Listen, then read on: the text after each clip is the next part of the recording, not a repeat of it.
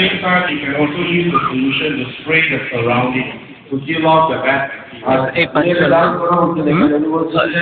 Diamond এটা আসলে drinking ওয়াটারের সাথে মিশিয়ে দিতে হয়। ড্রিঙ্কিং ওয়াটারের সাথে মিশিয়ে দিলে যেটা হবে, ঘোড়া হোক, গরু হোক, ছাগল হোক, বা ভেড়া হোক, বা মুরগি, হাঁস মুরগি যাই হোক, এটাকে যখন পানির সাথে মিশিয়ে দিবেন পানিতে খাবে, কারণ 1 কেজি পাউডার 2000 লিটার পানিতে মিশানো যায়।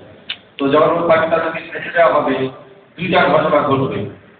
একটা হচ্ছে আপনি এটা খাওয়ানোর পরে তাদের আপনার যে বর্জ্যটা, এটাতে কোনো গন্ধ থাকবে না, এবং যে বর্জ্যটা আসবে এটা কিন্তু উপকারী ফার্টিলাইজার হবে। আরেকটা জিনিস করতে পারেন, ওই সলিউশনটাকে তারা যেখানে বাস করে, হাঁস, খের যে আছে না, মুরগিতে শুধু খাবার আছে, এক জায়গায় বসে ঘুমান, ওইখানে সারাউন্ডিং এরিয়াতে ছিটিয়ে দিলেও কিন্তু আপনার ওই ব্যাড ব্যাকটেরিয়াগুলো মারা যাবে।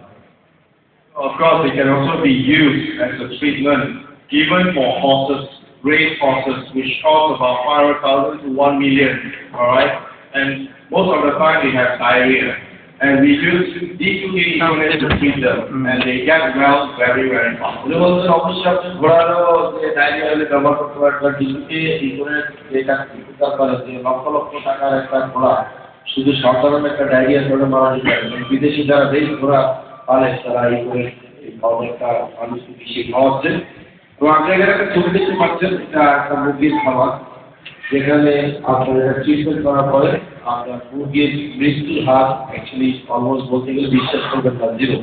আমি কিছুদিন আগে একটা মুরগির ফার্মে গিয়েছিলাম, সেখানে শুনে আসছি শতকরা 5% মুরগি কিন্তু মারা যাচ্ছে এই